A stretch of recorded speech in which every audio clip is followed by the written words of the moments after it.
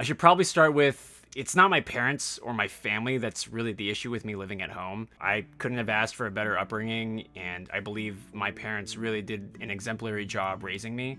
My family are all fun to live with, and it's been a lot of fun being able to do that during the pandemic, even. I think the insecure thoughts about living at home are more so that no one really says, when I'm 26, I really hope I'm still financially dependent on my parents.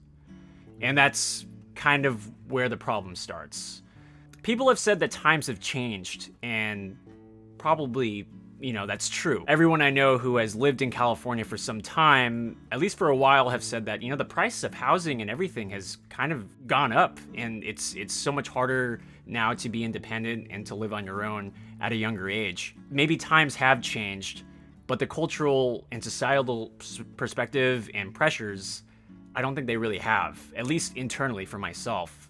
They haven't really changed for me. I try to counter this insecurity with reasons that I do want to be valid, but sometimes in my own head, I'm just not really sure if they are. It's easy for me to feel inadequate or incapable even after going to college and living in a couple different foreign countries, because I'm 26 years old, and essentially after all of that, I'm still living under the same means as I did when I was 4 years old.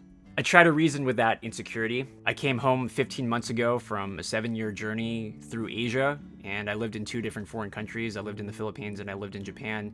I got a college degree without any student debt, which was awesome, and I lived and worked in a foreign country for a while. And all those experiences were definitely priceless. I did see the world, and I did become more than I was. The question is, didn't I do all those things so I could come home and stand on my own?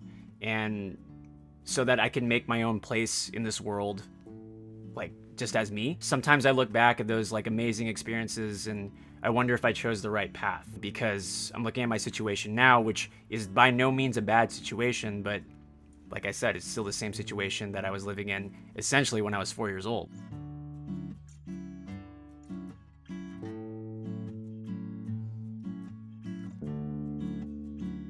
I guess in my own head and kind of just what I'm going through, it feels like telling people that I still live at home, it still tells people I haven't quite figured it out yet.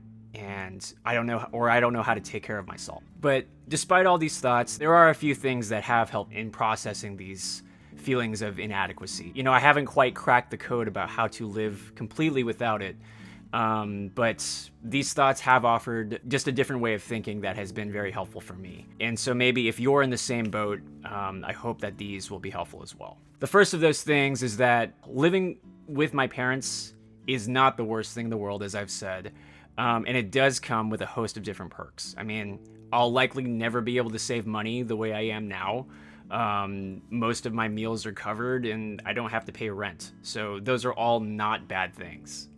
Fantastic things that allow me to kind of build up some money, invest it, and do what I want with it. For me personally, I came home from Japan with a very deep depression, a very deep sense of anxiety, and the pandemic would have been so much more difficult had I decided to somehow live on my own or was forced to live on my own without the living situation that I'm in now with people who I love, people who do care about me genuinely. That would have been 1,000 times worse if I wasn't able to kind of do this. And that's one thing, is taking a look at what I have and trying to be thankful for it. Maybe it's not what I wanted right away or what I want right now or what the long-term plan is, but it is something that I definitely have to be grateful for, and I am grateful for. The second point that has helped me dealing with this is the accepting that the idea of needing to move out right now is really just me telling me that I need to do that. No one has come up to me and said, hey man, there's something really wrong with you, that you're living at home and that, that you're not financially set and that you have these holes in your resume. There's no one who's told me that. It's just my own voice that's sort of been telling me that I've been kind of dealing with. Realizing that is extremely helpful. It allows me to be a little bit more patient, a little bit more accepting, and have the idea that, well, it doesn't always have to be this way. And that leads me right into my third kind of thought. And that last thing is the realization that the best thing that living at home has done for me, it's caused me to think about how I can change this situation. The question becomes, what am I doing right now to change that situation? What opportunities am I creating, and what steps do I need to take to become someone who is able to move out and be independent? I'm currently taking a digital marketing class at UC Berkeley. I'm working as a barista at my favorite local coffee shop, and I'm also teaching Taekwondo at my parents' Taekwondo school. To be honest, I don't know exactly where these things are going to take me, but they are all opportunities that I believe are making me more than who I am now, and certainly more than who I was before the pandemic. And they're helping me become someone who can stand on his own financially. So, these are just some thoughts that I had. And as someone who values being able to carry his own weight, this is something that I definitely think about a lot.